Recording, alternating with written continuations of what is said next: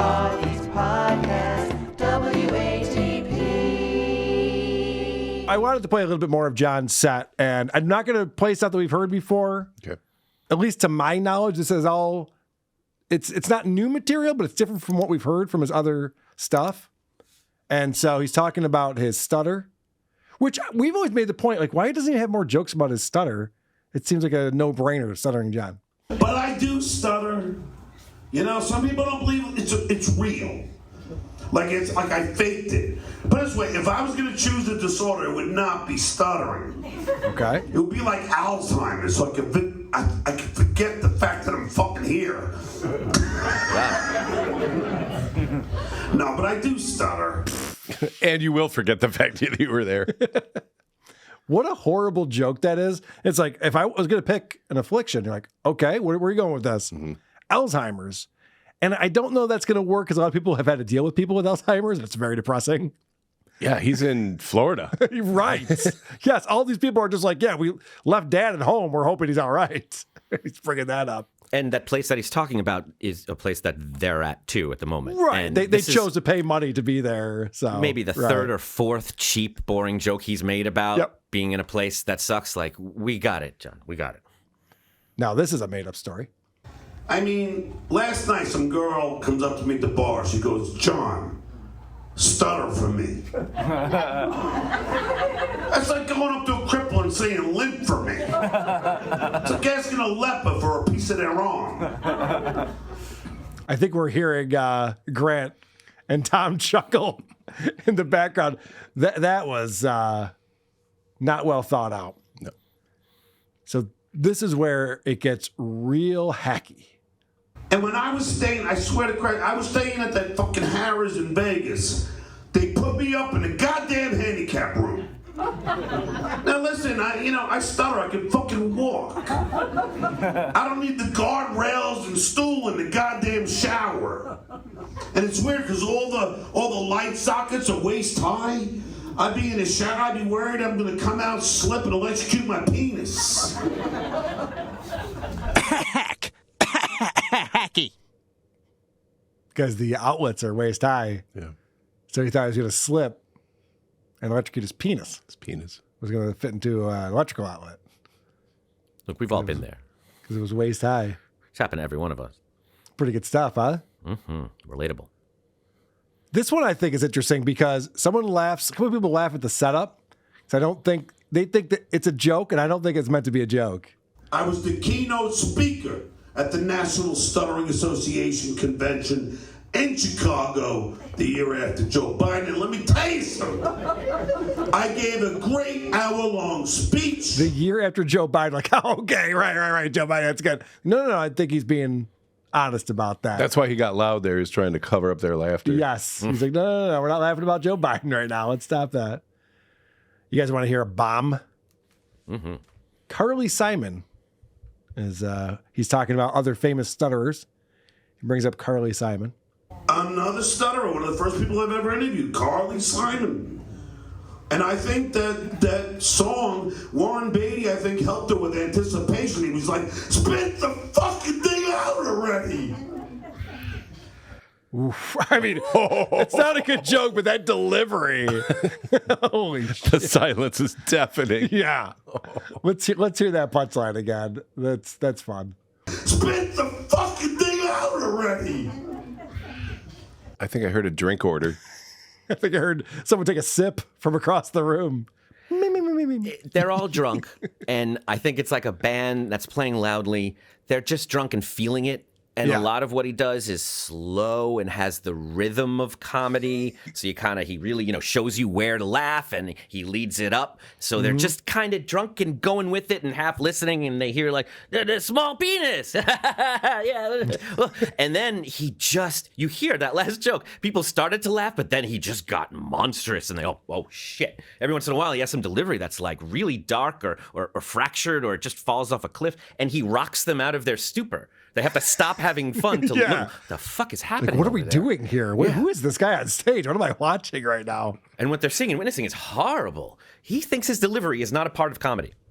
Correct. Well, he also thinks he's an entertainer. And when he does the elephant tusk thing and he does his skull and stuff, he thinks all of that is entertaining because he has no understanding of what it is to be a compelling, dynamic performer. Apparently, James Earl Jones had a stutter. And John's got a joke for this, guys. This is actually incredible because he uses the same formula that Artie Lang and Anthony Cumia use for John, but he does it wrong. Can you imagine how that scene could have gone? Luke, I am your... Luke, I am your... Luke, I am your... Daddy! You wouldn't start the sentence over every time. No. I'm your dad. Like that's kind of the, Porky Pig thing that people do for stutterers. And it's the most obvious thing possible. Imagine how that scene would have gone. Yeah, it's crazy. It's so dumb. You expect there's going to be a twist, and there's no. It's like anti-comedy. There has to be a twist. Yeah. It can't be the thing that we're all thinking. Oh, it is. It's Yeah. the thing that we were all thinking. Fuck. He thinks it's an act. It's his acting is gonna Right. take us through this bit. All right. And again, these references. I mean, we're talking about a Carly Simon song from the 70s. We're talking about Empire Strikes Back from 1980. Everything is in his childhood, and he's an old guy, so it's not really hitting with normal people. Well, then he starts talking about his parents. I don't know if I've heard this one before. You guys tell me. I got a Puerto Rican dad and a Danish mom. I'm a Danish spick, I'm a dick. I steal clogs. No one ever gets that. But it's okay. But my father was very cheap. He goes, he's Puerto Rican and Danish, so he steals clogs. Mm-hmm. No one ever gets that. Or it's not funny. John's sense of Puerto Ricans is worse than anyone else's. Every time he makes jokes about Puerto Ricans, I was just like, ooh, what do you mean by that? What the fuck? But he's a Danish spick, which is a dick. What do you think about that, Adam? I think he doesn't even identify as a Spanish person or a Puerto Rican or a Danish person or a stutterer. They're all just shields. He doesn't say anything about except the most base, simple references to them. He doesn't ever really talk about what life is like as a stutterer. The only time he brings up stuttering is to paint himself as a hero or a victim and someone to pity and sympathize. Yes. That's it. He doesn't take us through. He doesn't offer any real suggestions. He's not even Puerto Rican. It's never once been a part of any way he defines himself in his music, in his interviews. He's never once said, oh, I have something in common with you because you're Puerto Rican, other than just, catchphrases and low-hanging fruit about having lots of kids. Yes, he loves to do that. Puerto Rican disappointment. Only have 3 kids. All right. You just heard him say that his dad was cheap. This leads to a whole bit that he does. Very cheap man. For instance, I don't know what your parents, don't forget, this is before the internet. Our parents were like, they didn't know what they were doing. My father's idea for any ailment, broken arm, whatever, was zinc ointment. Always zinc ointment. And when you open a jar, it was the same fucking 3 toothpicks in the zinc ointment. Oh, you got a cut? Fucking zinc ointment. You got a burn? Zinc ointment. And when you open that jar for anything, it was like playing Russian roulette. You didn't know which one was used for my brother's hemorrhoids or which was used for my sister's yeast infection. My father was a cheap bastard. Every fucking holiday, the beer he served, the born on day was BC. Hacka! But my father was so cheap. That zinc ointment thing, I don't even understand that one. No, did he say toothpicks? Yeah, there's 3 toothpicks, so it's Russian roulette if it was used on the yeast infection, and his brother's now has hemorrhoids for some reason. They're contagious. It just sounds like Opie saying skunk fart to me. He's just like saying words. Just saying gross stuff to gross you out, and it's like Garbage Pail Kids. That's their act. It doesn't even make sense to me. I've never used zinc ointment, so I don't know what that is. But could you grab a different toothpick or applicator? You don't have to use the ones that are in there, right? Anyway, it's the dumbest joke. No one responded to it. No one could relate to it. No one understood what's going on. But now he gets into his father is so cheap bit that he has. But my father was so cheap. How cheap was he? Come on, guys. This is the part of the set where we have some audience participation. Skoda! Steven, my man, you think you can get me a beer? Oof. Because I can't perform without alcohol. And his dad was cheap. Someone was laughing, but that was real right there. yeah. He's like, I got it empty, so There was a groan, too. show's over if we don't get a beer up here. You heard it go from, like, laughter to, oh, that's kind of sad. Yeah, definitely. The whole thing where he needs everyone to yell, how cheap was he? We all gave up on that in the 70s, I'm pretty sure. That's when all of America went, yeah, we're not doing that anymore. That is John's 15, 20 seconds of his act. You can't just cut. You can't just remove Oh, it's that. more than that, Adam. He's got more coming here.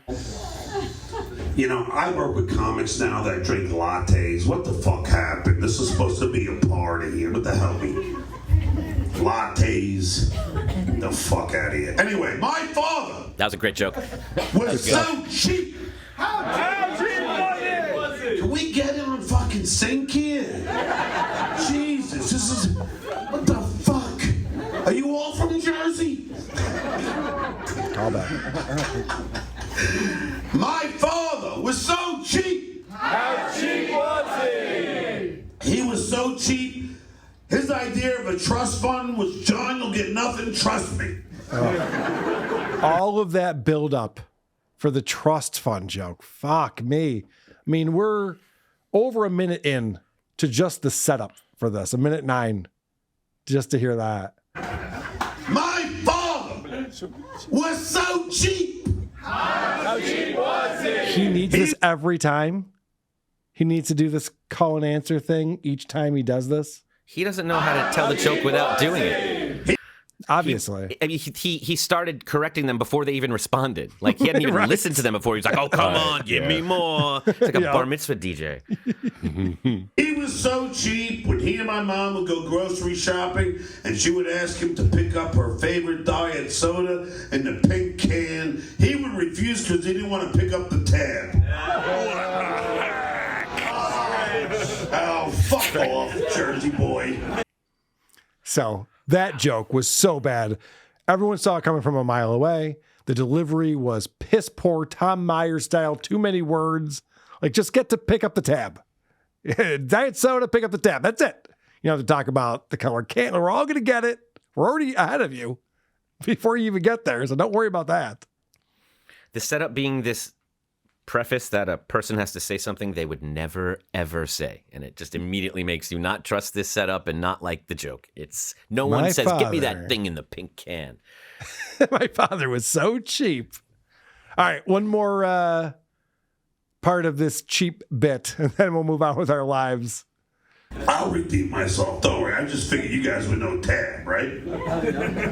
Oh, All right, he's still scolding the audience for not laughing at that joke. It's right back to the clogs thing. He's like, nobody ever laughs. No one ever gets this one. No, they're just not laughing at it. You already told him to fuck off over this joke. Yeah, you'll get the tab joke on your way home. No, we got it, John.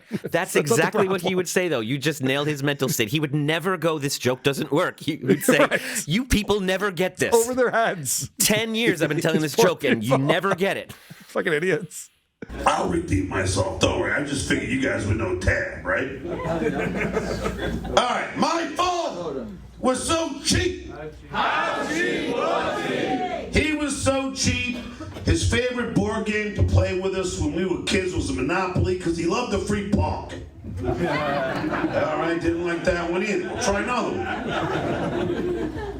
My father was so cheap. How cheap was he? He was so cheap, he married my mom on February 29th, so he only had to buy a fucking anniversary gift once every 4 years. Come on, bro! Skoda! That's how you know the bit is over. Wow, the audience, you got to hear them get the joke way before he even Yep. finished it. Yeah, he could have just said February 29th. Got it. Yep. Totally understand. And that was so that, because on anniversaries, you have to buy gifts for your spouse. It's tradition. I mean, I don't, but, allegedly this is a thing. Anyway, comics are drinking lattes. How about that? How about that? What the fuck? Those dad is so cheap. Like you could open up a joke book and get those jokes out of it. They'd be better written. Even when Definitely shorter. Even the Monopoly one. Yeah. Back when we would play a board game when we were kids, his favorite game to play was like his favorite board game is Monopoly because of free parking. Yep. That's it. Not funny, but better. I improved it. That's all you got to say. And in his mind, he thinks he's going for I know these aren't the best jokes, but I'll do a Jackie-style rapid delivery. But he's incapable of the rapid delivery. So it's only the first couple words that are fast, and then it just all kind of crumbles, or he runs out of air or out of, voice, and it just falls apart. It's really embarrassing. It's really embarrassing that in 2025, he's doing "My dad was so cheap" jokes and making the audience participate in that. Not a comic. And he still doesn't notice. If he actually wasn't so drunk and just slowed down and paid attention, he would notice that whenever he accidentally says something real in between his written jokes, they get big laughs. Like even when he just said right then, okay, that didn't work. How about this one? It got a real, genuine laugh. Yeah. And then he squandered that with whatever his next line was. But every once in a while, like the fuck off gets a laugh sometimes when he's being real about it. The alcohol, I need alcohol. You are the least funny person I've ever met. You are not funny. Okay. You're obnoxious. Yep. You're not funny. It goes back to what Howard said, not to cut you off. Yeah, It goes back to what Howard said a long time ago. You're funny when you're not trying to be. And It John goes will back to never what I figure said that out. earlier. Those guys in the backseat of the car, that's the show we want to see. And they got to see it. I'm so glad we got to hear that from them because I want to see that show. Didn't know how to navigate to the bar down the street. He was completely flustered. I was curious about that.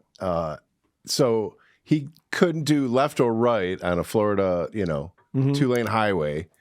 Were they in fear of their lives because they said he was already banged up? Yeah, they said he was holding it together. Yeah. Okay. So it sounds to me like John probably shouldn't be operating a vehicle that evening, but How has he no gotten away with police this officer. night after night after night of drunk he's driving? usually home. He doesn't have gigs that often. He's usually pounding beers on his couch. So Who are these